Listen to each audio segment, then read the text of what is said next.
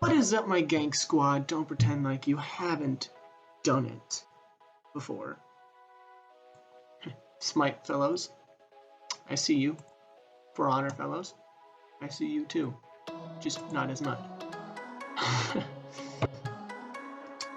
Now, before we get into the video, which I'm sure you're all excited for, I'm quite proud of myself, I want to inform you about my sponsor, Raid Shadow. No, I can only wish. Well, I wouldn't really do it anyways. I don't care much about money at all. It's more of a hobby for me. But if I can make money off of it, cool.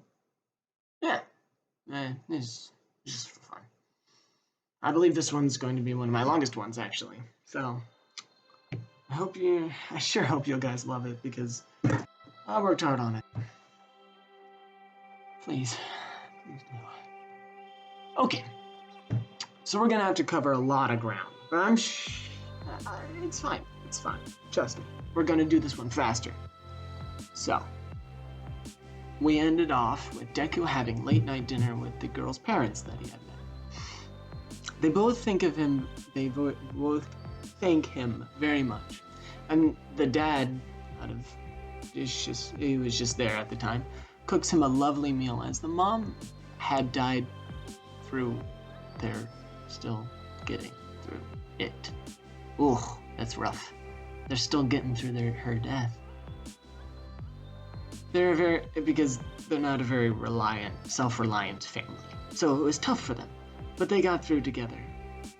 After that, I think after some more time of them talking together and eating, they say, the dad says, "You two should get together sometime. Again sometime." Deku blushes, but also, while shaking his head. "You do not accept my daughter?" "No, it's just I have a personal goal. It's sort of a quest. Sorry for this. But if I was to love you, I doubted any of the villains would not attack you. Honestly, they would come straight at you. I do not want to curse you like this. They hate me, after all.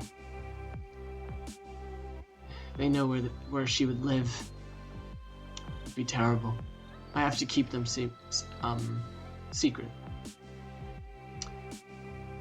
They finish their conversation, and the girl says goodbye, thanks him one more time.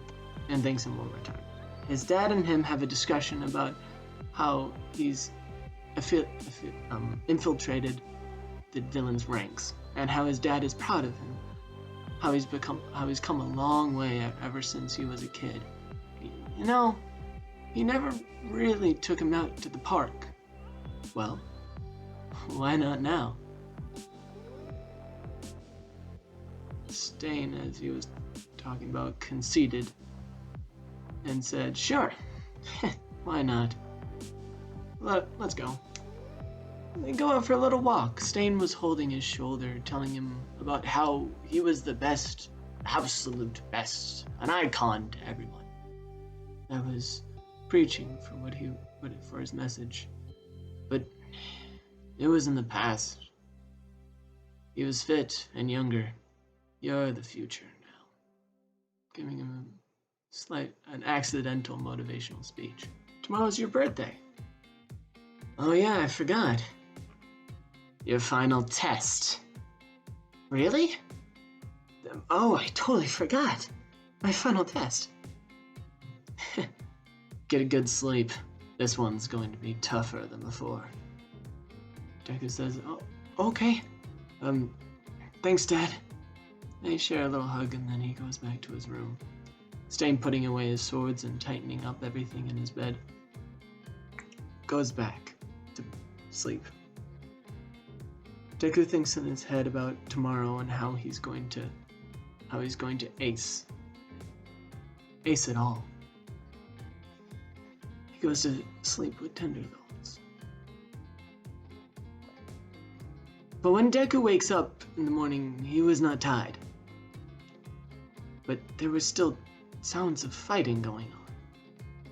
As he sat up, Endeavor, the second top hero, walked into his room, practically burning his way through the room. It was set ablaze. This shocked Deku. He was scared. He could not have prepared himself. You're scared, said Endeavor. Deku recomposes himself. He remembered that from his book that Endeavor needed time to spread his flames, so he had to attack him now. He jumped off the walls, charging at Endeavor, but Endeavor, however, already had all of his flames spread through the room, and with them, aimed straight at Deku. Deku, though, blocked with his arm, but it still singed every single part of his body. It hits his arm first, consuming the whole body, torching the whole place with him. Well, not all of it, just his room. Outside of the bunker now, and inside of the Deku was left under molten ash in his room. Outside of his room, however, were screams of pain from Stain. Alliteration. It sounded throughout the halls. He was beaten, outgunned, and outmanned. He was tired from defending himself in the gym that he had made for Deku. All the memories that he shared with him throughout that bunker. He lived and he died in this deadly struggle of such a resilient man. As all the heroes that Endeavor and All Might could gather were there, pinning him down with their special quirks. You and your special quirks. It's not fair, is it? I don't care if it's fair. What I care is about what's right. He picked up a sword from the ground, slicing into the ground, looking up at All Might, saying, "You're looking quite weak." Quite weak. Coughing up some blood. "You may kill me, but my legacy, it'll still be here. Unlike you, the devil who's cloaked in a hero's garb. How dare you judge me? After all these years, I tried to be the symbol of peace. And now look at me. Take my life at least then. At least then, I would have died a warrior's death. One of heroes. One of the heroes used their cement powers to cover all the way around Stain, practically killing him, but preserving his body as evidence for them to use as in a court case if they ever needed it. And the sword was not affected, however. It stayed there. He had used to keep himself above was not covered in stone. However, it was the one that Stain had used for so many years. The hero is just leaving Deku to wake up from the rubble, carrying himself from outside to outside of his room, taking out some of the molten ash that was there. It singed and he started crying, but he had to pull through. He drags himself through the hall, crying and some of his skin just wriggling off, flying away in the venti wisps of the air vents. I wonder where his skin would have gone. Somewhere where he wanted to be. Just alone.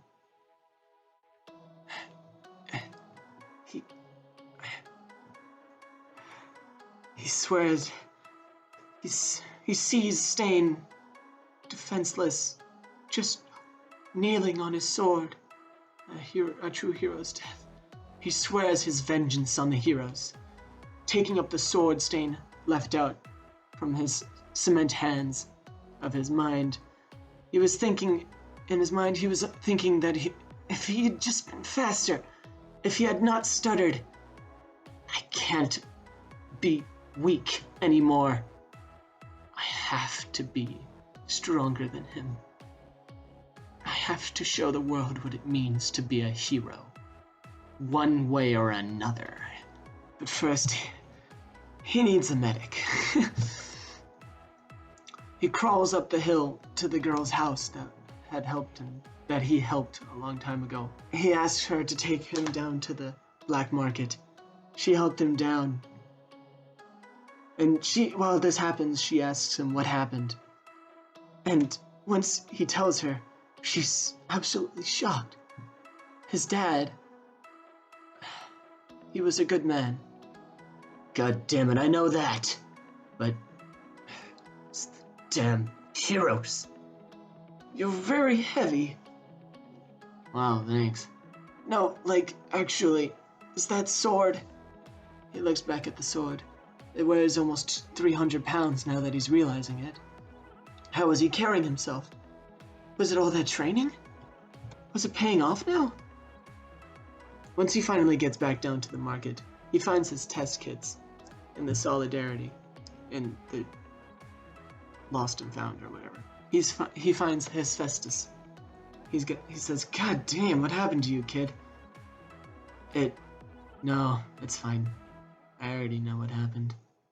By the way, those heroes were walking around, they either were doing some blow or they just took down one of the biggest heroes and, villains, long time running. And I'm looking at this arm, man, and to be honest, I don't know if you can handle it. I'm not too sure you could even lift it, kid. It's too heavy. You would have to be the strongest person on the planet. But I'm sure you can handle it. If you clip it onto the right arm, it has the bow inside of it. It can also holster all of them quick analyzer equipment on the side of it that you have. Although it's very, very vulnerable. Just make sure to not hurt her, okay? You may have made it, but you sure as hell, I won't allow you to sure as hell break it. I make sure to take care of other people's babies, at least. And right now I'm telling you, this thing can break easily. Plus, one special thing I added, a hydraulic punch that you can do. It's heavier than most things, but it's devastating to opponents. It would take a lot of punch to do this. Well, strength to do this, but goddamn is it worth it. It can also be used as a shield. You can use it to catch different stuff coming at you. You're gonna have to practice, kid. Even though it's your 14th birthday, you gotta start now. I guess this is your present then, eh? Oh, god damn it. But I made this myself. Shh.